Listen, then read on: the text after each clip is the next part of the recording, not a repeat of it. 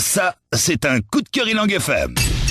Eh bien bonjour à tous, c'est Eric Potelet au micro, voilà, bah ouais, c'est un petit moment que j'avais pas pris le micro. Bah on va le reprendre. Bon, alors, j'ai reçu, je suis pas le seul, il y a beaucoup de personnes qui ont reçu une lettre donc par Facebook de notre ami Yann Moreau. Cette lettre s'intitule J'invite et je crois qu'elle mérite qu'on la lise à la radio. Donc tout de suite, je vous lis la lettre de Yann Moreau reçue donc par Facebook.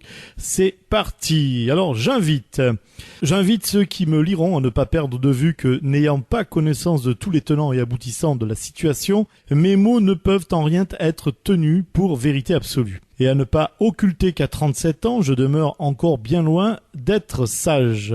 J'invite le préfet de Mayotte, Monsieur Degauze, à comprendre et accepter qu'il n'est pas l'homme de la situation et que le destin funeste de ce manifestant de 39 ans qui a fait de lui un objet de haine à travers toute l'île, aussi son départ précipité ne saurait lui être reproché. Battre en retraite n'est pas fuir.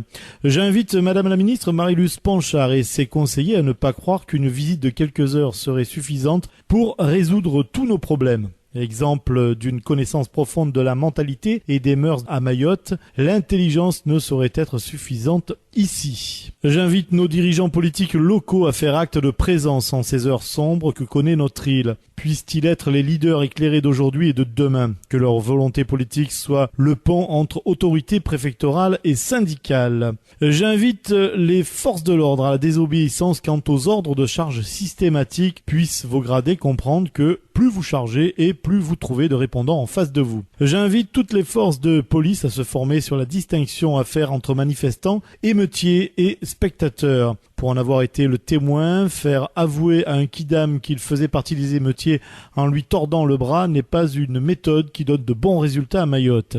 J'invite les dirigeants de syndicats à ne pas minimiser les événements de ce jour et à ne pas reprendre à leur compte le décès survenu ce matin. Dans toute lutte, force n'est pas violence. Le temps des conflits doit cesser afin que le combat continue, mais sous une forme nouvelle et plus pacifique. J'invite les grands patrons de cette île à ne pas oublier qu'une partie de leur fortune fut faite sur cette terre et que la situation extraordinaire que nous connaissons nécessite des moyens extraordinaires. Moyens qui ne leur font pas forcément défaut. Ce que vous y perdrez est facile à calculer. Ce que vous y gagnerez est inestimable. La confiance renouvelée des Mahorais. J'invite la population de Mayotte, toute ethnie confondue, à se souvenir de notre devise, Rahachiri, nous sommes vigilants. Pas violents, mais néanmoins vigilants et prudents. J'invite tous mes amis, frères et sœurs musulmans de Mayotte à ne pas exclure que la force qui est la nôtre est dans l'amour que nous portons à cette grande famille que nous sommes et notre île qui officie en tant que mère protectrice ne saurait souffrir davantage de haine. Puisse notre tristesse de demain ne pas devenir un chapelet d'injures, mais que de nos larmes nous fassions des prières. Si la sagesse ne saurait être mon guide, mon cœur le peut.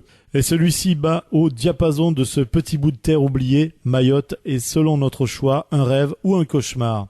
Je fais le choix du rêve, du pardon et de la compassion sans jamais perdre de vue que toutes les grandes choses ont commencé par être petites. Et c'est donc signé Yann Moreau. Voilà donc pour cette lettre reçue par Facebook. Ilang FM 99.6